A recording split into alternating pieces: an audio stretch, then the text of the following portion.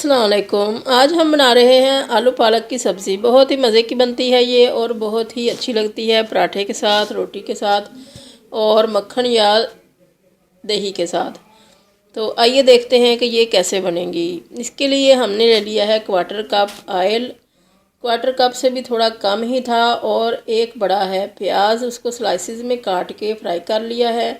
और इसमें डाल दिए हैं 2 क्यूब्स हमने बनाई हुई हैं सब्ज़ मिर्चें चॉप करके फ्रीज़ की हुई हैं, उधर से निकाल के इसमें डाल दी हैं। तो ये 2 टीस्पून के बराबर हैं। अब इसके अंदर हमने हल्दी डाल दी है 1/4 टीस्पून, नमक डाल दिया है 1 टीस्पून और मिर्चें डाल दी हैं 1 टीस्पून और थोड़ा सा पानी डाल के इसको अच्छी तरह से भून लेंगे। इतना भूनना है कि ये अच्छा सा इसका ऑयल सेपरेट हो जाए। तो फिर इसके अंदर हमने दही ऐड कर देना है। दही 2 हमने लिए हैं सर्विंग स्पून। तो अच्छी तरह से इसका पानी भी ड्राई हो जाएगा, ऑयल सेपरेट हो जाएगा। तो आलू डाल देने हैं। आलू हमने हाफ़ केजी लिए हैं और इनको हाफ इंच के पीसेस में, मोटे पीसेस में काट लिया है और अच्छी तरह से धो लिया है। और इसके अंदर अब हमने इसको डाल के तो भूनना है। अच्छा सा 2 से 3 मिनट के लिए भूनने के बाद इसको कवर करके रख देना है पकने के लिए। 15 मिनट के बाद हमने चेक किया तो अभी ये पूरे गले नहीं थे। तो इसके अंदर हमने ब्लांच करके रखी हुई है पालक, वो डाल देंगे।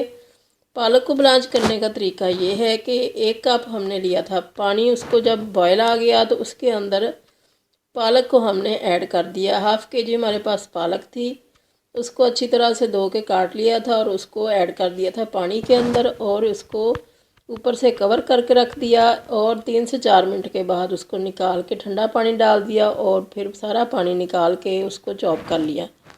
चॉप करने के बाद उसको फ्रीज़ कर दिया और ये तकरीबन 8 दिन से फ्रीज़र में पड़ी हुई थी। और अब हमने इसको आलू के अंदर ऐड कर दिया। तो इस तरह से आसानी रहती है। बाज़ औक़ात जल्दी जल्दी झटपट बनाना हो कुछ तो इस तरह बड़े आराम से हम बना सकते हैं। तो ये हमने पालक ऐड करके अच्छी तरह से उसको भून लिया था और फिर कवर कर दिया था। कवर करने के बाद 10 मिनट के बाद ये हमारी पालक अच्छी सी भून चुकी है और आलू भी गल चुके हैं और ये सालन हमारा तैयार हो चुका है। इसके अंदर हमने और कुछ भी नहीं ऐड करना है। पालक का अपना फ्लेवर भी बहुत तेज़ होता है। इसके अंदर ना तो हम गरम मसाला डालेंगे और ना ही अदरक लहसुन वगैरह और जाएगा कुछ, ना ही हमने इसके अंदर धनिया डाला है। ये खुद ही बहुत अच्छी लग रही है, मक्खन के साथ या दही के साथ ये बहुत अच्छी लगती है।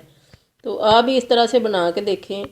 अल्लाह करे आपकी बहुत अच्छी बने और आपको बहुत पसंद आए। दुआओं में याद रखिएगा। अल्लाह हाफिज़।